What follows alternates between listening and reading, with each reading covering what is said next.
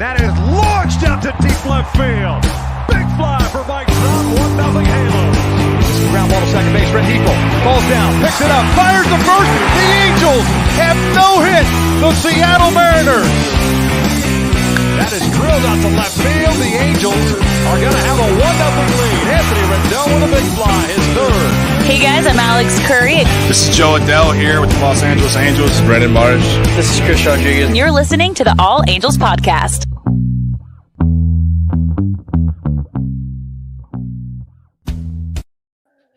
And welcome to another edition of the All Angels Podcast. I am Dan Garcia and I'm joined, of course, by the curator. And we are in Halo Haven, changing up the background a little bit. So if you're watching us on YouTube or Facebook or Twitter, we're on the other side of Halo Haven, and we're surrounded by a lot of the curator's collection. So another angle we thought was pretty cool to just try it out in these stadium seats, and we'll get to those later during the Chronicles. So we're here to review the KC series. Obviously not the series the Angels wanted to have for a lot of different reasons, and obviously the injuries played a big part of it, and we'll get to that a little bit later, but let's dive into the games first. So Monday was the first game of the series at Kansas City, clear skies, which I was here that Saturday game where they're in Dunedin and nothing but rain. So just the fact the weather was clear had to make you feel at least a little better. Yeah, man, things were looking up. Clear skies game. No delay in the game. No delay. You knew it was going to start on time. Yeah, man, it was looking pretty promising. Overall, the last, I think, 5 years, we've had a winning record against KC. Right. Even though we don't think so, because the traumatic 2014. I was going to say the traumatic experience. Sweep, I think we still have a little PTSD from that. But overall, we fare pretty well in Kansas City. Guys hit well. Trout hits well. Going back to even like the Trumbo days. He mashed a bunch of balls in the waterfall during that home run derby off the Royals Hall of Fame. So we do well there. Not so much. I mean, it started off really well. It did. So we'll go Monday at Kansas City again. And it kind of got started on this weird kind of sac fly that, won the count to Rojas. Drive out to left center field, rather, that chases Taylor. He'll make the catch. Walsh advancing to third, and it's a good thing it was an errant throw. Here he comes trying to score. Throw to the plate, gets away from Perez. Yikes! 2 runs come across. And just like that, the Angels are 2-0. So Jared Walsh advances on a sac fly from second to third. The throw gets away from the third baseman. He comes home. Now the third baseman is trying to throw him out, or I think it was the pitcher backing up, trying to throw him out at home. That ball gets away, and Upton comes in behind him, and they're up 2-0. Yeah, classic Little League play right there. Man. Yeah, and then it kind of, going back to when they were in Florida playing the Blue Jays, finally, like one of those kind of Little League plays actually benefited. Works in our favor. Yeah, we're not the one running on around. The other end of it. Yeah. So they're up 2-0 early. And that was Rojas hitting that sac fly. So even though at that point he still is hitless for his young career, he still got that sac fly, productive outs like we've been talking about. Right. So. I mean, and then that's kind of a theme that we'll be playing throughout this series. Right now, it's working out great. And going into the 6th, the Angels are up 4-0. And Alex Cobb ran into a little trouble here in the 6th inning, but he did great for the Angels this outing. And you kind of mentioned it a little bit. We were texting back and forth during the game, but he just seems so smooth. Yeah, he wasn't throwing hard. Right. Like, I mean, come on. It's still hard. It's hard to me or you. Yeah, I mean, I'm striking out. But, it was just effortless. And it was just smooth. It was under control. He felt like he had confidence out there. And that ball, the bottom of that ball, like I think I said to you, was just dropping off. Yeah, exactly. Yeah, man, he was hitting like low to mid 90s tops, and I think he just like with Madden, and that reconnection. Hopefully it's that simple. Yeah, and this word's being thrown out a lot now, but like that's vintage Cobb there. Yeah. Oh, even though he's been in the league for 10 years. Yeah, vintage Cobb. Vintage, right? But like also too, we talked about it before. He went up the drive line, learned some things there, and as of right now, it looks like it's really translating over into the season. Which, coming into it, Cobb. Oh, what are we going to get out of him? Quintana still having a rough go of it. What we can get out of him? You kind of already can Bundy repeat it, but it looks like honestly, Cobb and Bundy are your top 2 guys right now. And that Orioles right there. Yeah, exactly. And then And then, and like when we got Cobb, everyone was just like, "Oh my Who's gosh, this why do we guy? give up Yeah. Jahmai Jones for, Cobb and all this stuff?" And As trust of right me, now, like yeah. we like Jahmai's a Right, friend exactly. of the podcast, Yeah. but still thinking about our depth chart, like I don't think Jahmai was going to see Right. I a mean, lot of maybe playing not. time. Maybe now with all Yeah, the injuries. he might be playing third base right now, but yeah. but yeah, he's been smooth. I like it. I think behind Bundy, he's our number 2 right now. Right. Yeah, I would definitely see it because I would say that because you've seen it a couple of times now from Cobb. You saw a good outing last time from Haney in Florida, and now this upcoming weekend in back here in Anaheim. You hope you see another one, and that kind of will solidify it. But yeah, I definitely think you're right. Cobb is definitely that second guy. But he went 5 2/3, 4 hits, 3 runs, 1 walk. 10 strikeouts, and the thing was what they were calling that splitter. Gooby kept on calling it the thing. The thing? The Ooh, thing. That's So, pretty dope. there you you got go. a pitch called the thing. Right. And then two, it says 3 earned runs on his line, but I don't know how you feel about it, but he only gave up 1 run while he was in. He got into a little trouble, like I was saying. I forgot what reliever came in, gave up those 2 other runs. Do you like the fact that those runs go onto the pitcher before, or do you think they should go onto the pitcher that actually gave it up? Well, it's always been the case. Right. No, you're right. It's always been the case. It's nothing new, but do I like it? Like if you're a pitcher, well, I'm saying like if you were like lord of the rules or lord of the stats, like would you change like that? a partial run? Like a half a run? Yeah, because you put him on, but the next guy gave it up. Right. Because too, if your bullpen guy behind you is lights out, then you can give him a bases loaded, no out situation. But if he gets out of it, you look like it was nice and easy for you. Yeah, there's got to be some like little happy medium, this little middle position on that. I don't like it because his performance in his stat line was much better than 3 earned runs. 3 earned runs, sure. exactly. Yeah. So again, after the 6, Angels are still up 4-3. So obviously that league kind of tightened a little bit, and you get kind of worried about what's going to happen with the Angels. You kind of see the momentum building for KC, and when Shohei does this, here's the 1-1 to Ohtani, and that's hit well into the corner. That'll rattle around and right and clear the bases. 1 too many fastballs against Shohei Ohtani. Ohtani has been on an absolute tear recently. It feels like making hard contact with every ball he hits. This one was measured at 119 miles per hour off the bat, which is the hardest hit ball this year. You just wish you got the exit or the angle a little higher and launch get angle, baby. Launch angle, baby. Exactly. But that's crazy. I think I saw some stat that like in the last since that stat has been Statcast. Right. I don't know. It's like in the top 5 of the last Chris is our old 10 years. curmudgeon old guy. I remember back in the day. Sabermetrics. Yeah, exactly. Chris is not. Yeah, one but of those. 119 miles an hour. That's impressive. Yeah. That ball just shot out. Like I felt like I was looking at this, like at the TV. I turned away from a second, then all of a sudden the score changed, and I'm like, I don't know what happened.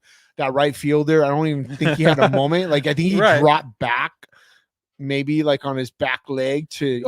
And then it hit the wall, and he's like, unless it's hit right at you, there's no way you're getting to that ball or even cutting it off before it gets to the wall, because that thing was just, like you mentioned, just humming down there in the right field corner. But they end up the 7th inning up 7-3. Ohtani stays hot with another RBI double, and then right after that, this man comes to the plate. And Trout gets a hold of one into the corner and left, and he got it! Homers in 10 straight. 2-run shot for Trout. We're not worthy. We're not worthy. So Trout home runs, extending that 10-game home run streak as a team, which is every game this season. I think at the time, I know at the time it was best in the league, and I think it was either tied or had the record for most home run streak by a team in Major League Baseball, which is creative. And it came late. There was a little drama about it. Yeah, and if you're watching, the broadcast with Matty V, the he predicted that, right? Right before He was kind of like he was like putting it out there into Right. the universe. What was it? per The se. reverse broadcaster jinx or Yeah, whatever. yeah, like where the guy has not given up a home run. So he put it out there. Next pitch, a pretty safe bet when you put it out there with Trout, late heroics and stuff like that. So it was cool. It worked, and we kept that streak going. Here we go. So 10-game home run streak. Angels win it 10-3. Obviously behind the bat of not only Trout, but Ohtani goes 3 for 5 in this game with 3 RBIs and 2 runs. The pitching thing hopefully does come back around. Hopefully he is able to pitch again, and all reports are saying that everything's going good in that aspect. But the way he's producing offensively, it's kind of like, I don't want to say not a big deal if he doesn't pitch, but I mean, wow, he's offensively just killing the ball right now. Yeah, I remember a preseason podcast where we kind of talked about what would you rather have, Ohtani pitching or Ohtani hitting if you had to choose one. And I think you and Mike Brown, a big league chewing, you guys said I'd rather see him pitch because it's harder to come by a pitcher throwing 100 miles an hour. Yeah.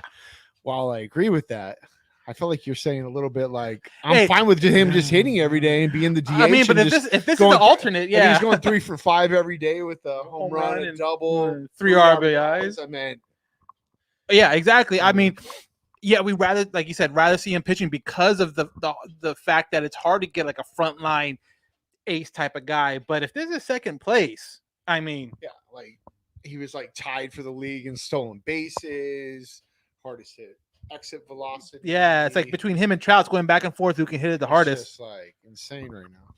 So that was Monday. All good times, feeling good. Like I mentioned, 10-3. This offense is rolling, and then comes Tuesday. Tuesday night was a good game. Well, first game is Saturday, which you already touched on. Yeah, I'll get to my thoughts about Saturday at the end of the series, but so here comes Tuesday. Bundy comes with the start, and like we mentioned, between him and Cobb, it seems like they are the top 2 guys. I believe was it Daniel Duffy, or I don't remember his first name, but anyways, he was on the mound for Kansas City, and I thought it was going to be a pitching duel, and that's exactly what it turned out to. Bundy struggled a little bit in the first with his command, it seemed like, and we were texting back and forth like, this might be one of those games where he just struggles and isn't able to put it all together. Yeah, I think he put up almost 30 pitches in the first. Yeah, like 26. 30, yeah, you're on like a trajectory where you're out like by the third. Right, exactly. And so you texted me that, and I haven't even put on the game yet. I'm like, great. In the first inning, yeah. And then I turned on, it's only we're down by 1, and I'm like, oh, okay. Yeah, he gets up 1 in the first. Yeah, he righted the ship for sure. Yeah, exactly. He settles down. He ends up going 7 innings. 5. He actually went, I think, 1 more than Duffy.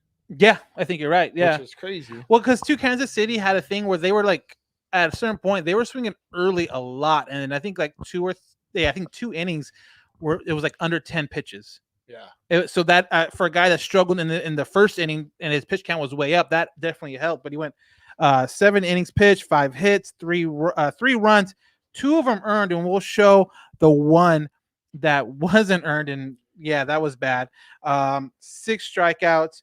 But a really good, again, Bundy type of outing for the Angels. And before I go any further, there was a lot of roster moves before this game, and we'll get to that in after the end of this. But yeah, I mean, Bundy settled down, and when you have a guy that doesn't seem like to have his stuff early, but it's able to give you those numbers, as an Angel fan, it doesn't seem like we've had that for a while. No. Yeah. Of course not. So here's that one unfortunate pop-up that we were talking about. This is the one unearned run. And here comes the pitch, and he was jammed and fights that one off, pops it up near home plate. The catcher Suzuki has the ball pop out of his glove. So Whit Merrifield's up the bat, obviously pops it up. You saw that, you heard that with Suzuki, not able to catch the pop-up in foul territory. And it wasn't even that far. It wasn't like he had to run far or anything. It was literally just barely outside the batter's box. Suzuki's catches that 99 out of 100 times. And that one time he misses it, and I think that was the game changer. That was where Whit gets on. Shift. He gets on. He comes around. I think he gets on. He's still second. And then he gets someone gets a hit, and he comes back around, and that's an extra run right there. And with the game finishing 3-2, yeah, I mean exactly, that's a big, huge difference in that, and that's unfortunate. But it just seems like you knew this game was so tightly contested that something like that was going to happen one way or the other, and that was going to be the difference. But in the fifth, Ohtani at it again. Duffy has not allowed a hit since the end of the second, that is. And he's allowed only one base runner on the 2-out walk to Suzuki last inning. Did Shohei get him? Get going to right and gone! The superhero does it again. Ohtani hits a bomb, and then two, if you watch that back, he kind of slow plays it out of the batter's box. And this is like we were talking about before, this whole new Ohtani and his little I don't want to say like attitude, but maybe like a little swag. Yeah, I think he's been hanging out in the US too long or something, man. Yeah, the old Ohtani where, very traditional, it's gone. Waving bye-bye to home runs. That was awesome, yeah. Mad Dog in the picture. Yeah, I like it, man. I mean, it was great. That's awesome to see. And so obviously that brings the score to 1-2. Angels still down by 1, and then the Kurt pop-up happens, and so that brings the score to 3-1, and now you're back chasing 2. Kurt ends up getting a sac fly in the 8th inning and brings the score to 3-2. And then Trout, this game, and we talked about it a little before we started recording, not a Trout type of game. I mean, we're talking about 4 strikeouts. I mean, to me, I can't remember the last, if that even has ever happened with Trout. Yeah. I mean, that's just unheard of. So you're saying we should trade him, right? Yeah, let's get him out. Yeah, let's trade him. He's no longer the best player in baseball. Straight up for Kershaw. Yeah, exactly. Yeah. Obviously we're being kidding. We don't want anyone to like hit up our DMs and be like, "Oh, you guys are horrible," or give us a 1-star rating on the podcast, because we're looking for 5 stars only. So if you're out there, rate and review. But coming into the 9th inning, you get the situation you wanted. You're down by 1. Trout comes up with 2 on, and like we mentioned, strikes out. Okay, no big deal. You're down 2 now, or you have 2 outs. Albert comes up, walks. So now your base is loaded. 2 outs. Jared Walsh, who has had a really good season so far. Actually, if you ask me who I'd rather have up there at that moment, Walsh or Trout, I almost would say Walsh, just based on the season. I'm wanting Walsh or Ohtani up there in that situation. Right. Definitely not historically Trout, of course. And it was actually kind of crazy that we were still in that game at that point with all the men left on base. Oh, there were insane. So many guys left on base. I don't even know the number off the top of my head. I have to say at least 9. Mm-hmm. I think they said almost every inning we had 2 guys on base. Oh, it wasn't just this either. It was in the series that it just seemed like, or at least in the 2 games where they lost, they had a ton of guys left on base. Be in that game I was kind of surprised, and I'm like, oh, we could win this. And this was definitely a game where Kansas City cashed in on those, because they were getting like hit for hit with the Angels, but they were getting that extra hit to get guys around. The Angels were getting guys on. You had so many times where it was like 2nd and 3rd, 2 outs. Oh, we just need a single to get. What they were doing is what we've been doing all year. Right, all year long. And and I'm like, okay, we're waiting for that. Right, exactly. We're waiting for those 8th inning heroics, the 9th inning. And it didn't happen. Sure so play that clip right now, yeah, exactly. So again, bases loaded, 2 outs. Jared Walsh is at the plate, and this is what happens. Loaded, and Jared Walsh will be the batter. Salvi throws down to 3rd. What a way to end the game. So for you that aren't watching on our YouTube page, pretty much what happens is that ball's in the dirt, hits Perez in the chest protector. Looks like it's going to get away from him. Hits Jared Walsh, so it stops right there in front of the plate. And at this point, David Fletcher, who is on 3rd, is breaking the home to tie the game, which if it doesn't hit Jared, and we were talking about this before the podcast, if it doesn't hit Walsh, it gets away from him. And there's a really good chance that Fletcher, because he had such a good jump, and that actually hurt him this time, he gets in there to tie the game. Yeah, Fletcher's a hero. Oh yeah, Fletcher, that Mr. Grit, and it adds to his mantle of but he the old adage in baseball is don't make the first or last out at 3rd base, and that's what he did. Yeah, exactly. So it hits Jared Walsh right in front, and it ends up right in front of the plate. Perez has enough I mean, he's a veteran, so he knows what's happening right now. 5 or 6 time Gold Glover. Oh, I think even more than that. Has the presence of mind to pick it up and throw it to third, guns out. Fletcher getting back, and that's how the game ended. I mean, and they reviewed it, and then like if you saw that in real time, it was like, oh gosh, really, you thought so in real time? Oh, like bang bang. Oh yeah, I thought I didn't honestly think there's a chance. You have to review it last play. Right. Game's over. I mean, I didn't think it was such a slam dunk right away, but once they showed that first replay, I'm like, oh yeah, it's not even close. And so you even see there's a camera on Ohtani because Ohtani wasn't moving from second base, and I'm guessing they played it on the big screen out there in Kansas City because he's looking up, and then next thing you know, he shakes his head like, yep, and then just walks back to the dugout, and then unfortunately, that does it for the Angels in this game. A tough game, 3-2.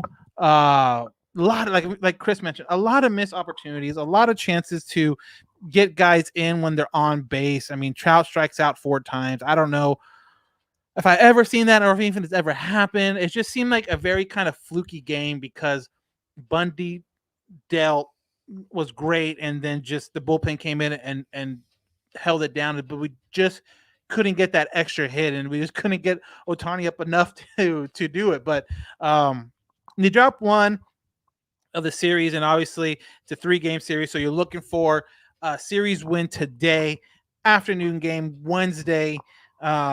Griffin Canning on the mound, and last time we talked, or I talked about it when we reviewed the Blue Jay series, Canning had a rough first inning, came out and then settled down after that and pitched really well. So it would be interesting to see how he does now. Canning goes 5 innings pitched, 6 hits, only 2 earned runs, 2 walks, and 5 Ks. But unfortunately, when he left, Chris Rodriguez came in, friend of the podcast, gets out of the first inning fine, gets into a little trouble the inning after that, ends up giving a couple. Salvi Perez was a home run guy. I mean, he absolutely killed the Angels in this series. Bullpen comes in also and gives up another home run. The next thing you know, it is a 6-1 loss for the Angels, and it's just again one of those things where you feel like I don't know, and this is kind of like what I was talking about before, is that we are in a situation where the Florida game to me played a big part of this just because of the fact that the Saturday game was so hard. I mean, Chris were here watching it or trying to watch it before the rain delay actually finished, and I just wonder. I think they were tired. Like, honestly, I think they were tired. That game, even though for us it was on a normal day or normal time, like 7:00, that was East Coast. They didn't get done till 1:00. They get up the next day because they got up because they didn't know. I mean, they had to get up and prepare for like a 10 a.m. start, right? East Coast, and which didn't happen, but they still had to be there. Yeah, they still get ready until the official. So different. They're not chilling at the hotel or whatever, so they're there. They're in uniform. Sure, just like hanging out in the dugout, whatever. And that's I mean, from when the game ended, I can't remember exactly, but it had to be around like 1:00 their time. And then get back, settle down, and then for like a 1:00, that's 3:00. Right? For like a 1:00, and then for a 1 p.m. game the next day, they're getting there maybe an hour or 2 before the game. I mean, they had to be run down at the end of this, road trip. And then, too, we're talking about Florida. I mean, I've never been, but the humidity. Florida's weird. The humidity because of, obviously the storm that was in the area, that had to take a toll on them. I mean, that's why I think. I'm not trying to sit here and make excuses, but I mean, it definitely doesn't seem like. And they're playing in a weird part. Yeah, everything seems kind of weird. Man. It was like spring training 2.0. They say all the weird things. Like if you read a weird story of like something crazy happening, I remember K-Rock, a local radio station, used to say Florida or Germany. Where did this happen? And like weird stuff goes down in Florida, and let's just blame it on that. Yeah, exactly. So anyways, sorry. But yeah, in Florida, and you're watching this, we love you. Thank you very much. 5-star review. Yeah, exactly. Yeah. But kind of like what you were mentioning with the runners in scoring position, Casey ended, the Angels ended up being 0 for 9 with runners in scoring position this game, the Wednesday game, with 9 left on base. So now if you add those from the 2 losses, now you're talking about 1 for 18 with runners in scoring position and 20 guys left on base in 2 games. I mean, that is not exactly the way you would want to win a game at all. Yeah, you're not going to win a game if you Yeah. leave that many guys on base. Or 2 games. If you yeah. win a game, like that means the other team is not getting on base or they're doing the same thing. So, yeah, I don't know what else to say. Like, you're not cashing them in. It's like you got the ducks on the pond, but you're not baseball getting 'em cliche. in. Yeah, you like that? Had to throw that one in. There you go. Yeah, you're just not going to win too many games, and that's the difference between why we were like what? Oh, definitely the 7-3 start. That 7-3 start was because we were scoring people. We were playing base to base. We were sack flying, whatever, bunting. Just moving from position There's even to a position. sack bunt in there. Yeah. Like we're playing, Joe Madden's calling it 1985 baseball, and I'm liking that. I like that 1985. I wasn't even born. Dang. I was 3. Oh, okay. So you wasn't like you were. It wasn't like you were. I wasn't like 10. It wasn't like you were a senior in high school or something like No, that. So you're good. I'm only a few years older. So There you whatever. go. But yeah, so unfortunately they dropped the game. They dropped the series. First series dropped by the Angels this year. And if I were to tell you at the beginning of this year that it would take them, was this like their 4th series or 5th series? I mean, you got the Chicago, you got Houston, Chicago, Houston, Toronto, Royals. So this is the 4th series. If you would ask me which series we're dropping, I would or that we're not dropping a series until the 4th one. Yeah. Or no, and I also would have said of which one we were going to lose. It wouldn't be KC. Kansas City, I mean, they're sneaky. They remind me a lot of the Angels, where they have guys like Salvador. Now, obviously, no one can match up the Trout, but like this was, I don't want to say it, but it was kind of the Angels B squad here with all the injuries. Yeah. So like on that aspect, it kind of reminded me of Kansas City, where you had to go base to base. You had to go productive outs. You had to do all that stuff. Like today, there was a situation where one guy gets on base, he steals second, no out, sack fly, moves him to third, sack fly again, gets him home. There was no base hit. Yeah, when you look at the back end, like you told me, you're like, oh well, the front end's not doing too much either. Yeah, but when you have like Jack Mayfield, John Jay, and then you had, I think, Rojas. Suzuki was mixed in there. Yeah. Rojas, like, don't get me wrong, like it's just not, not a like Stassi in there. Stassi's been hot, and that's funny that you missed. He's got a little pop, and then you felt a little bit more confident when you had Stassi, especially behind the plate. And then even with Jay up, like in the the heart of the order, you have to move Pujols up to fill in the gap. You're just losing something there. Yeah, it's really different when you have Pujols hitting 6th or 7th compared to when he's hitting 4th. You know what I mean? It just felt like it was different. And he got some hits yesterday. So wrong. But it wasn't. I don't know when you're in that lineup was deep. When you're in that 4th spot, hits are great, but I expect like extra bases. Like obviously you can't sit there and expect home runs every time, but like a double or something like that. But Albert never did even that. with like Fowler, having a rough season, but he started picking it up and just having that veteran presence. And so you have Fowler gone, and so you're like, okay, let's throw in Lagares, and then all right, So now you're like 3rd on your depth chart right there, right? So that's not great. Salvador Perez again. I kind of mentioned it earlier. Killed the Angels in this series with a home run today on Wednesday, but he went 8 for 12, 3 runs, 1 home run, 4 RBIs. It just seems like there's a between him. Who was it? Yermin Mercedes from Chicago that started his major league season like 8 for 8 or 9 for 9 or something. It always seems like there's like one guy that the Angels has struggled to get out, and Salvador Perez was definitely the guy this series. But all in all, the road trip, they split, so wasn't great, wasn't horrible. I think a lot of times if you could split on the road and win and come out positive on homestands, I think that's kind of what you're rooting for. And luckily for the Angels, they are coming back home off Thursday, and then Friday they start a 3-game series with the Twins that we will kind of preview a little bit later. But overall, Kansas City's behind us. We'll see them again later this year in Anaheim. But it was their first road trip, 500 for the road trip. I'll take it.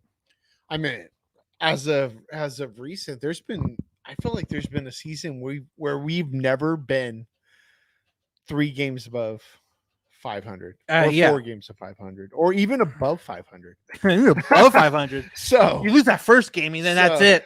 So I know we were kind of like you mentioned though too, like we were flying high. Opening day alone was like crazy just to win opening day. So I just I mean, there's been seasons where we're just struggling always to get to the 500 mark. Oh yeah. So even to be ahead this early is still a win. Yeah, I mean, you'll take it. Twins coming to town, and then after that, the Texas Rangers coming to town, and you really got to take care of those type of teams to make a stand and make your presence known in MLB. But so again, that's the Kansas City preview. A little good, a little bad, a lot of kind of weird situations on some games. So we're gonna take a quick break, and when we come back, we'll have our Curators Chronicles. Let's go! Batter up! We're taking the afternoon off. It's a beautiful day for a ball game, too. All right, players got to play and curators got to curate. I got to have a little entry tagline every time, whether it's cheesy or not. But this edition of the Curators Chronicles comes from an item that we've been sitting on the whole time, whole podcast, whole episode. And if you can't see this, handful of games in the past, listen to this on wherever you get your podcast. But if you're watching live, we're sitting on some orange seats. And if you're not familiar with Angel Stadium, or what we used to call Anaheim Stadium, or we used to call the Big Ed, or Edison International Stadium, it had a lot of names, or any other adage or anecdote or whatever we want to attach to it.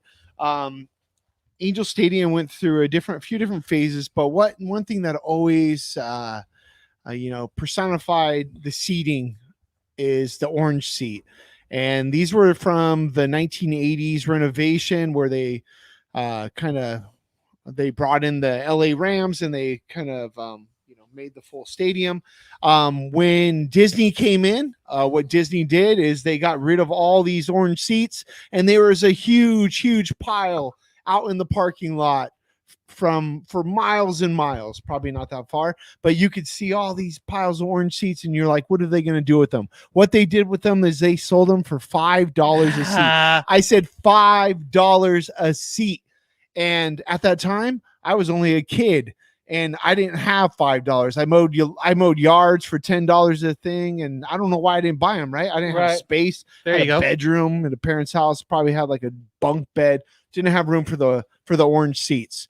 Fast forward years later, when I created the man cave, fan cave at Halo Haven, wanted to come up on some of these seats. Looked all over. Went on Craigslist. There you go. Went on Craigslist, drove out to Anaheim, went into some lady's garage. She had 60 of these seats in her garage. 60? 60.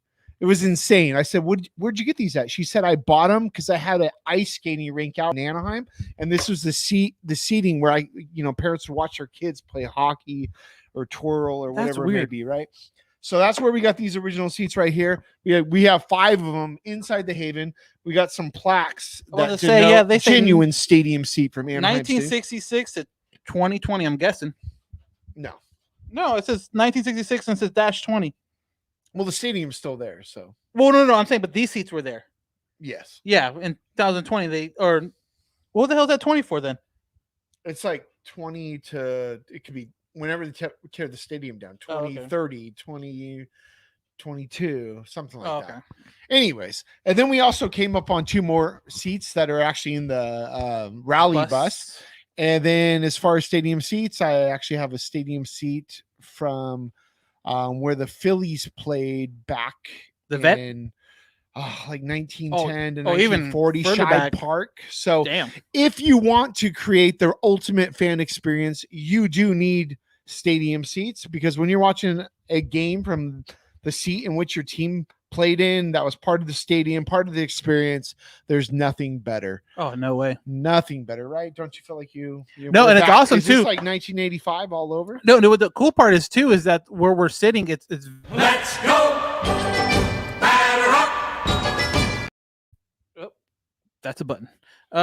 Just where we're sitting, you can see the TV perfectly in Halo Haven. You don't have to worry about it. It's that stadium seat kind of feel without actually being in the stadium. Yeah, you could throw peanuts on the floor. I don't mind. We've done it. You're drinking beers. Yeah, They spill they're maybe probably about you 50 know? cents. Spill. We have AstroTurf Turf. on the ground.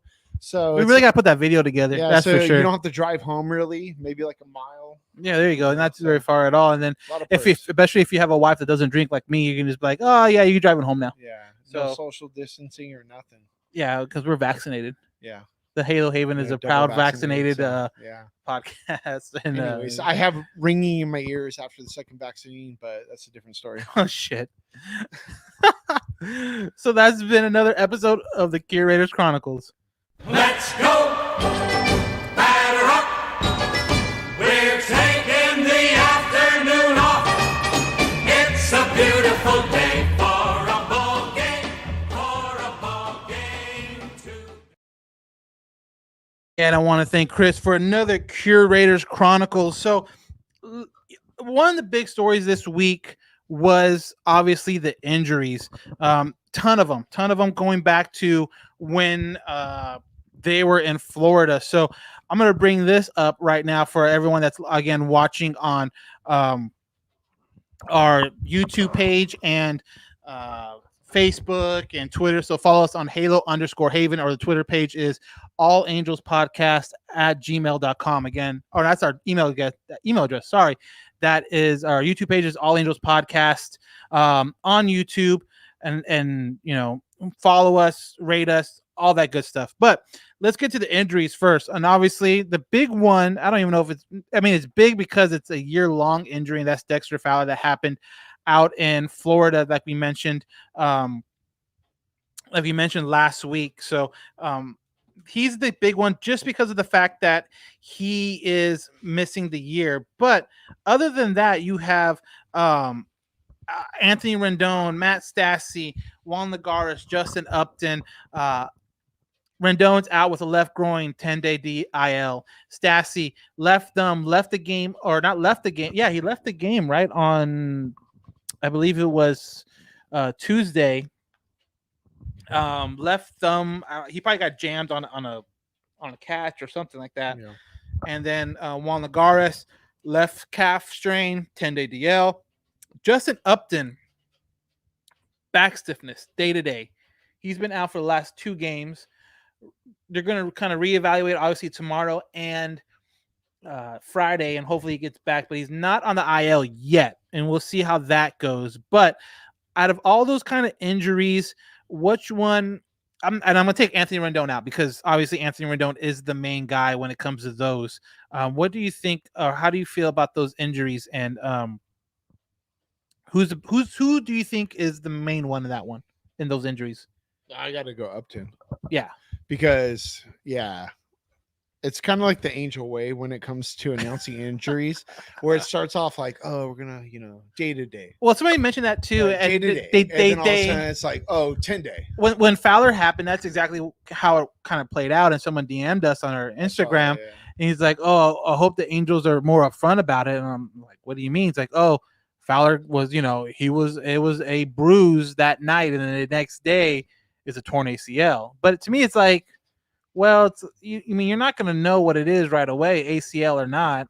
You are going to need an MRI. I mean, all these places have X-ray machines, so you'll know it's not broken, and that's what happened with Stassi.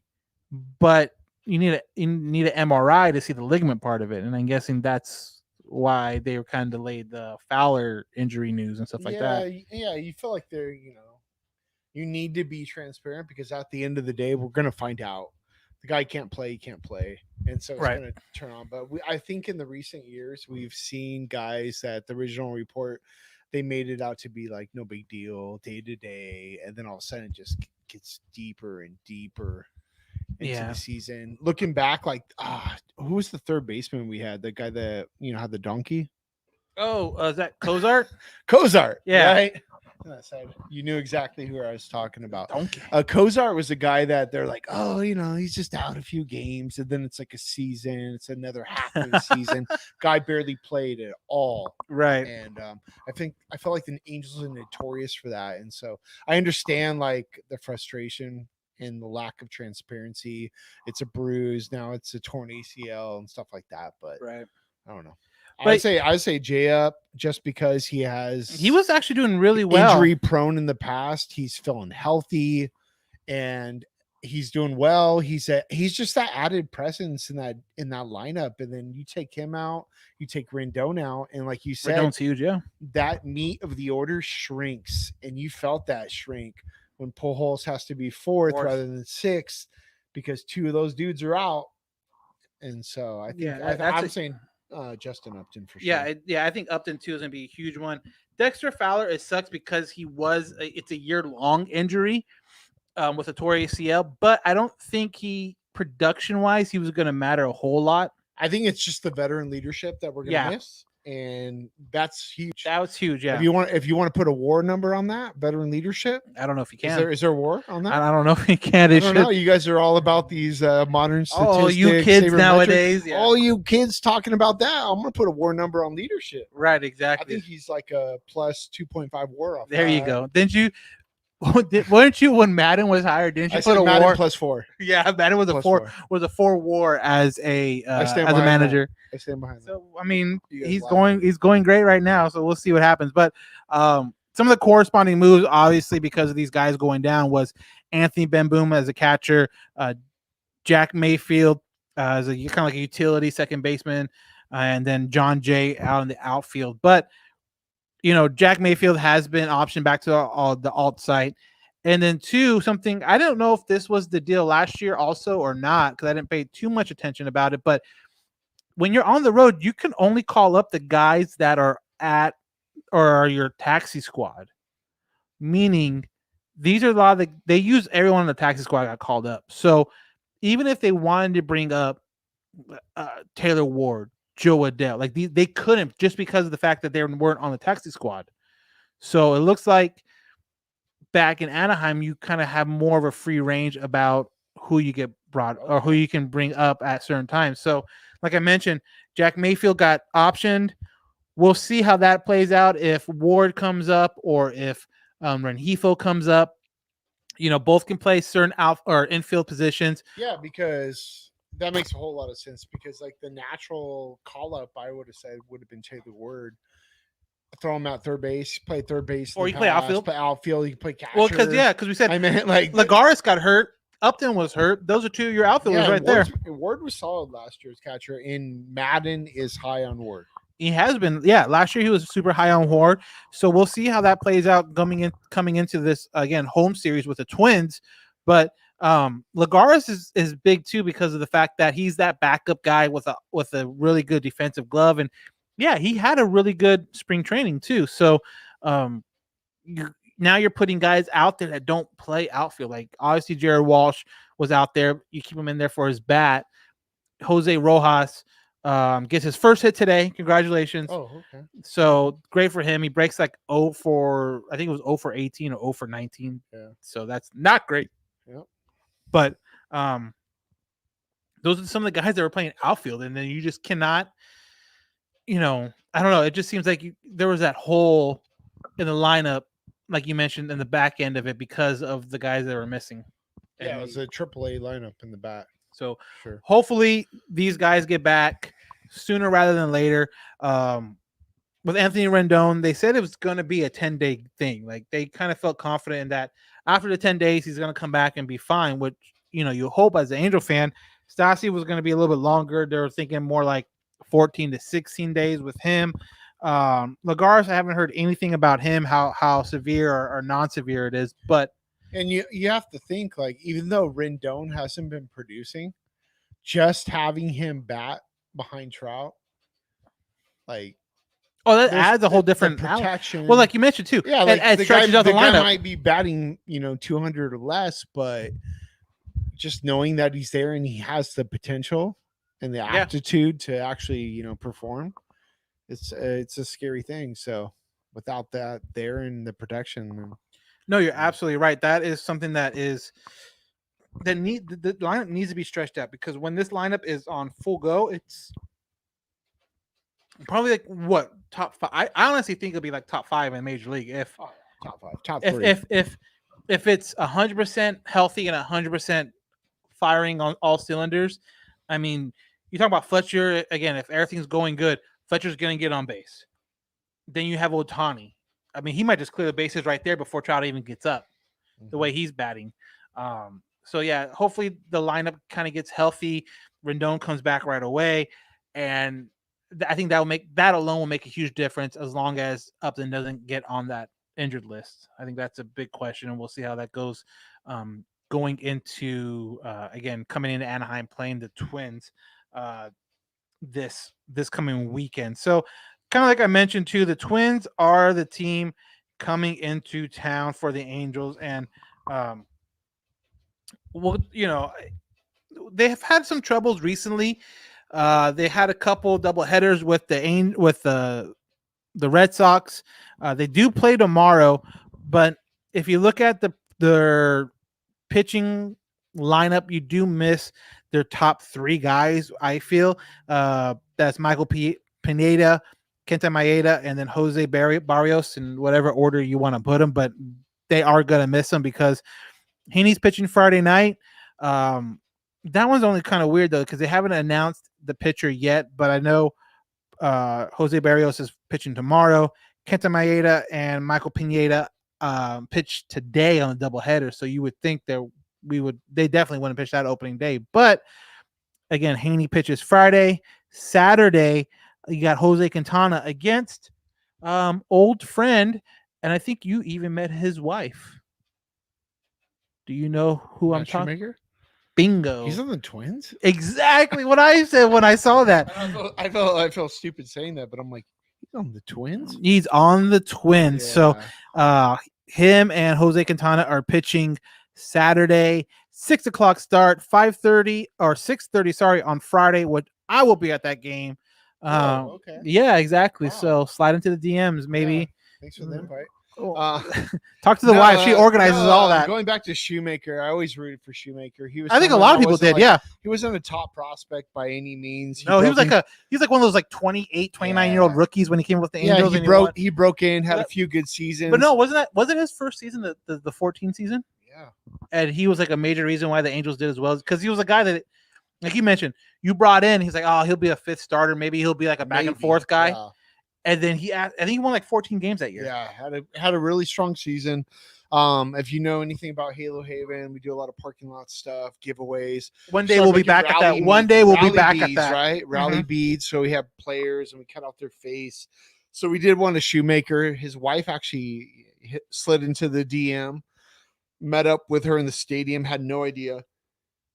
And she has Shoemaker rally beads somewhere at home, but and she actually had a picture of it too. Yeah, so that was kind of our claim to fame at the beginning. I think Alexis Richards has rally beads of Jared Richards, which is funny that you mentioned that. Garrett Richards is actually pitching against the Twins tomorrow, and it kind of brings it all full circle a little bit. Yeah. So like we mentioned, Shoemaker is pitching Saturday against Jose Quintana. Sunday we got Jay Happ against Alex Cobb, the number 2 pitcher. I'm high on Cobb, man. I'm loving this guy. And that's going to be a 1 o'clock start. That should, 3-game series. Obviously, you don't know who's pitching tomorrow. Like I mentioned, they have, as we record this on Wednesday night, they haven't yet mentioned who's going to pitch for the Twins on Friday. But other than that, I kind of like our matchups this weekend. Jose Quintana is weird, and I mentioned on the last podcast, if that double play happens, the interference call, and he gets out of that inning should have been over by a double play call. It's a completely different game. That's exactly what I'm saying. Like, how do you know what it would have been if he gets out? And you saw him in the dugout feeling defeated. Right. If he gets, and guys are coming up and they're patting him on the back. And like, it's okay. Dude, that wasn't like the score wasn't indicative of what truly happened.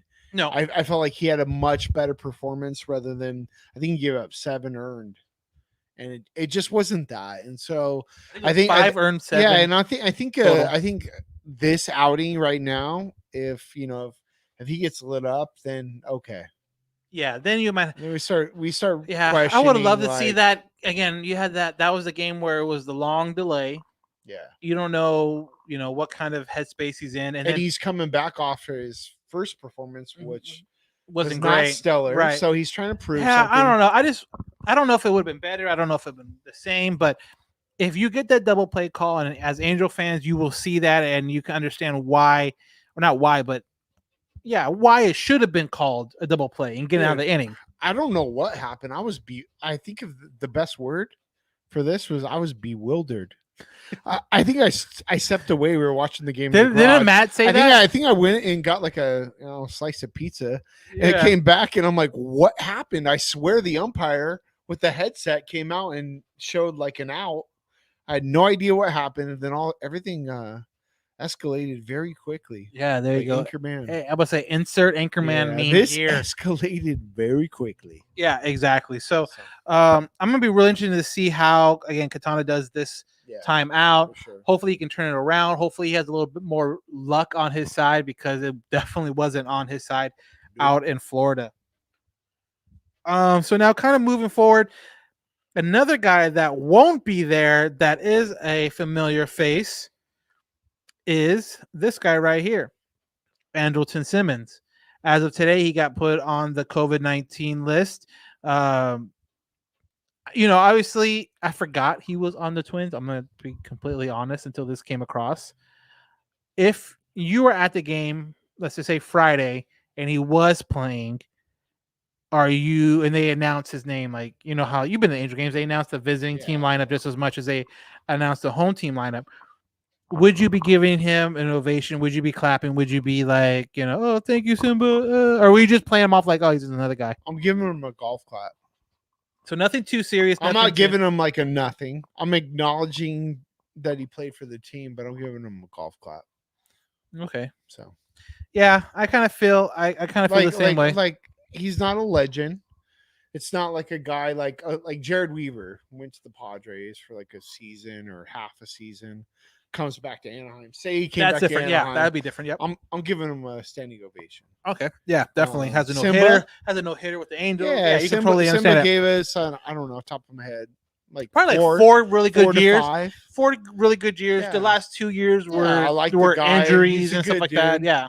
But it's not like he's not a franchise player, not an Angels Hall of Famer, no, anything like that. So, was I like respect what he did for. It was like a quickie, he was there. He was great, and then he kind of just moved on. Kind of faded away. Exactly. Yeah. Yeah. So, I don't know. That's what I'm giving him. Yeah, I mean that makes complete sense too, because I'm in the same boat, right? Yeah, golf. You watch the Masters? Heck yeah. Yeah. Hideki Matsuyama. Yeah. Probably they said probably the second biggest sports star in Japan right now. Ohtani. Behind Ohtani. Yep. Active, I should say. So I love that, and I'm actually going to play golf this Sunday before the game. So there you go. But yeah, Twins right now. Again, they play tomorrow, but they're 5-7. They're 2 games below 500. But they have a couple guys in that lineup that can mash. With Donaldson coming back, he's gonna. From last year he had a really good year. Obviously, he's up in age, and he's probably not what he was A's Donaldson, but he can definitely produce. He can definitely do some things with the bat, and it'd be really interesting to see how he does with the Angels. And just, I don't know, maybe it's just because of the last couple of series, I get kind of PTSD as far as someone in that lineup is going to, kill us. And if it's someone like Donaldson who has that kind of power, we got, I don't know, we kind of got lucky that Perez was slow, so even when he got hit, it was a single, and B didn't have a ton of pop, so it was not a huge deal. Let's see who else is in their lineup. Byron Buxton too is also one of those guys that is producing a ton this year that can give the fits for the Angels. So we'll see how that plays out this weekend. We'll have another podcast Sunday night, obviously, and talk about this. But until then, we have a couple questions on our Instagram. Again, that's Halo_Haven at. I posted something on and then as Johnny joins us right now in the stadium seats. There we go. We got them all settled in. First question says, when will David Fletcher make his first All-Star team? We talked about this. Yeah. You told me that question. I'm like, I don't know when anybody's going to make anything. Like if 2020 unless didn't tell us anything, yeah. I have no idea what's going on at all any time of any day. But if I had to guess, I don't know. Maybe this year. Yeah, hopefully it's this year. I mean, he's off to a little slow start. He's off to obviously not the start a lot of people want to. I think at this point last year, like the first 10 or 12 games into the season, he was like batting above 400 to a point to where it was like I was texting friends and stuff like that where I was just kind of messing around like, oh, Fletcher, that's it. Fletcher's going to bat over 400 this year in a shortened season. And he struggled a little bit this year. I hope it is this year that he gets an All-Star bid. But I think the lack of the big sexy numbers like the home runs, extra base hits, all that stuff. You got West Coast market. Do I even know who David Fletcher? Who David Fletcher on the East Coast? I don't know who he is.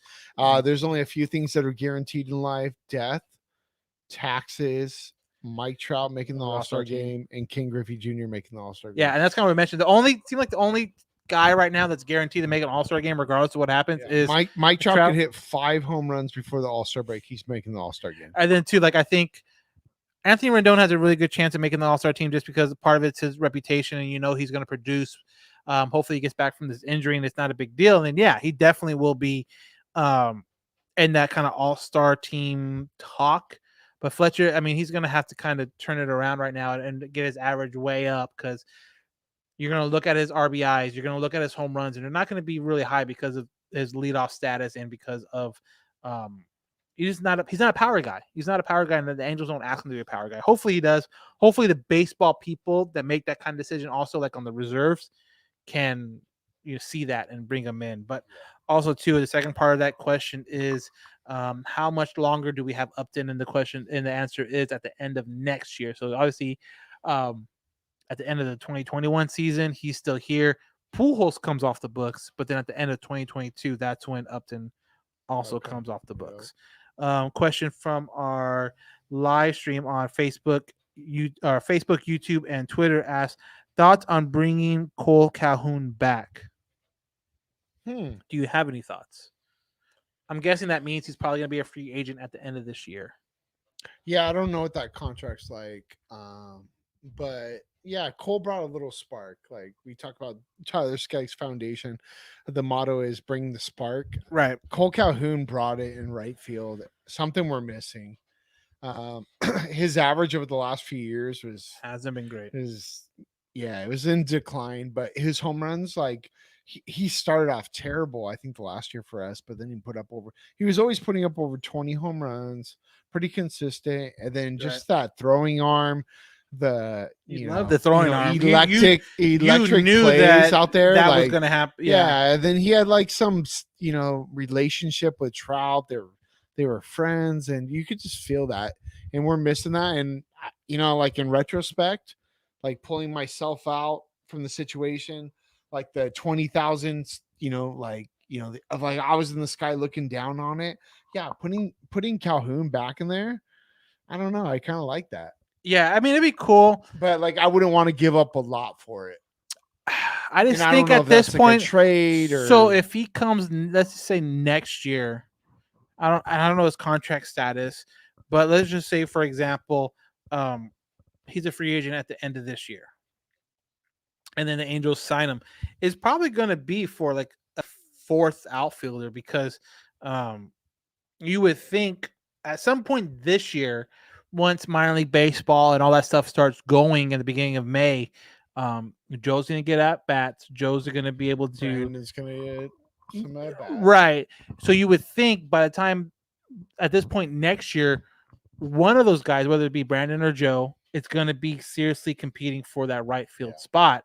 Now, maybe you bring Cole back and he can be that fifth outfielder, which is great, but I don't know if he wants to do that. And then, like, you really can't blame the Angels. Like, when they let Cole walk, it's because, like, he wanted, I forgot what the contract was.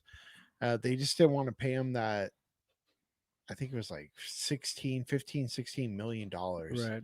And you got to understand it from a business perspective. Like, just wasn't worth it. No, you're You could right. sign a guy like Because right Juan now- Lagares or Dexter Fowler. I don't know what those contracts were, but just nothing in the neighborhood of Cole. Yeah, Cole's playing for $8 million this year. Next year, he has a team option. So we'll see how he does. The team can't pick up that option and pay him $9 million. But, I mean, let's just say, for example, they don't pick it up. That probably means he doesn't have a great year. And that probably means he's not contributing at a big clip. And I think if they bring him back, it would be just for just be like that fourth outfielder, unless he wants to go out there and try to maybe to do some more damage somewhere else. I don't know, but I don't know. I always like Cole. Cole was a good player, and like you mentioned, he had a certain thing about him that fans love. Yeah, he had that it factor. He had that charisma. He Oh, had definitely. He played the game right. So the last question, because we're running a little long on time, is do they have a chance in the wild card? I'm guessing they mean the Angels. I think honestly, Who is this they person? I've been trying to find they my whole life. they're the Angels. Do they, the Angels, have a chance in the wild card? Of course, every year I'm going to say yes. Every year, but especially this year, I'm going to preface it with that we have a chance. So you're saying there's a chance? Like, honestly, if we don't win the division, I don't know what to say. Like, if you look at payroll just alone, we're top 5. Like, I don't know. I honestly think they have a better chance of winning the division than winning the wild card, just because of the fact of, and you might have saw it, you might have not. We posted it on our Instagram. There's a bunch of guys on the Houston Astros that are going to the IL, like big name guys like Bregman, Altuve, Alvarez. That's the names that pop up off the top of my head.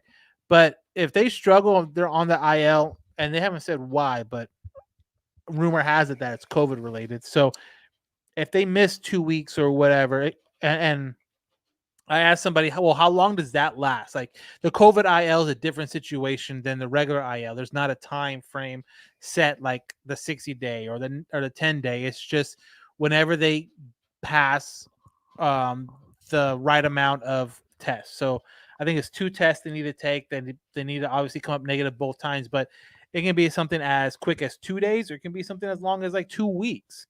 So if they're out for 2 weeks, A, that helps the Angels, and B, that obviously will help the Angels not only when they play, but also in the standings, because they're probably going to lose a couple games that they weren't originally going to lose. Yeah, and you look at it. If you had to say what's the weakest division in baseball, I would almost have to say the AL West.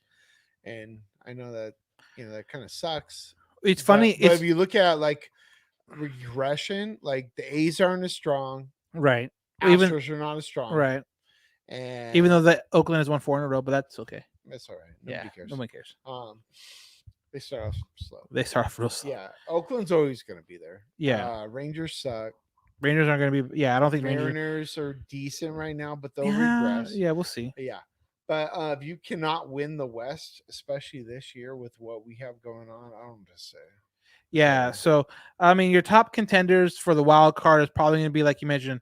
I still think Oakland's going to be sniffing around there. Boston is playing really well, and they actually have the best record in the AL right now. Toronto, I think, will be sniffing around there. New York will be sniffing around there if they don't win the division. Kansas City and Cleveland. Well, I mean, you have Cleveland and Chicago that I think are going to be in the Central.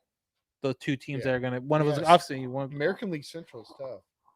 Obviously, one of those teams is going to win the division. I think the other one, whether it's Cleveland or Chicago, are going to be the other team.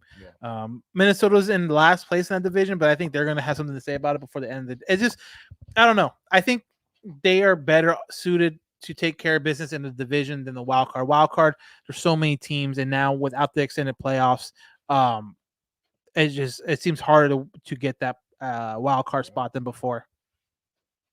So, that's going to wrap it up for this episode of the All Angels podcast. Like I mentioned before, we will be back Sunday to review the Twin Series 3-game set at Angel Stadium. So look forward around like 6-7 o'clock. I think I have it right. I'm thinking right now 6 o'clock on Sunday. We'll talk about that. We'll get ready for the Texas series. If you subscribe to this podcast, thank you. But if you're an iOS user, Apple podcast user, please rate and review. Again, it helps us spread the word with this podcast and help other Angel fans find the podcast. And it's just really cool to see good reviews. I think Daniel mentioned last time that we are the #1 podcast. I think podcast. I have no analytics behind it. I just feel like we are. I thought you had analytics. No, man, no numbers. No numbers. Yeah, we're the #1 I'm gonna start podcast. This is something we do not get paid. I'm gonna hit up everybody Yeah. that has a podcast and be like, hey, so what are your downloads per month? Exactly. So we do not get paid for this. We're fans first, and we do this based out of our love for the team. There's no money. There's nothing like that. We'll promote your business. So yeah, we will promote the we'll shit out of promote it. your business. There's no money. If you want there's to no money, but there's a bunch of giveaways that we if you don't want, mind if you want to taking. send some free shirts and stuff, shout out to Rake Baseball sent over some shirts. Shout out to Stance. Stance hooked us up at the end of last. Oh no, not 19, right? Was it the end of 19 season? Stance, yeah, Stance 2019. socks. 2019 Yeah, season. we're kind of like influencers, I guess. Like You are, baby. Shout out to Seagrams At the Curators Chronicles. I drink it and they pay me for it. Who's that? No, joking. Oh. It's like alluding to a rap song, but anyways, Yeah, there you Anyway. go. But yeah, we're so easily bought. is we what are I'm saying. easily we are cheap. Yeah. We are cheap and affordable Yeah. in a lot of different ways. So have a question, comment, concern, or anything like that about the podcast, you can always reach us at our social media pages at Halo Haven. A concern? I mean, maybe you're concerned about the lighting. I don't know. Chris is our light All right, we got specialist. lighting. Chris is our light There's specialist. no green screens. This is authentic, man. There is. We're authentic as it can be right now. So. Exactly. We are in Halo Haven, but always DMs are always open on our Twitter, on our Instagram. It is Halo_Haven, or our email at allangelspodcast@gmail.com. Again, follow us on our Facebook, Halo Haven, our YouTube, All Angels Podcast, and our, like I mentioned, our Twitter, Halo_Haven. That's how you can watch our live streams of this podcast. And hopefully down the line, we'll get more interviews. We have a bunch of interviews already from the off season. That's the one thing about the players. Once you get into the season, it's kind of hard to get them on here. I get it for sure. Right. But you can go back and watch interviews with Chris Rodriguez, or you even go back even further and just strictly podcast form. Chris Rodriguez, Brandon Marsh, we got Jared Walsh. We got a bunch of these guys that are playing right now or coming up pretty soon. So that's a lot of fun. So definitely check us out. iOS, rate and review, subscribe, rate and review. Spotify, thank you guys also. We see the numbers there and we really appreciate it. So I am Daniel Garcia. That is Chris the Curator Johnson. And this has been another edition of the All Angels Podcast.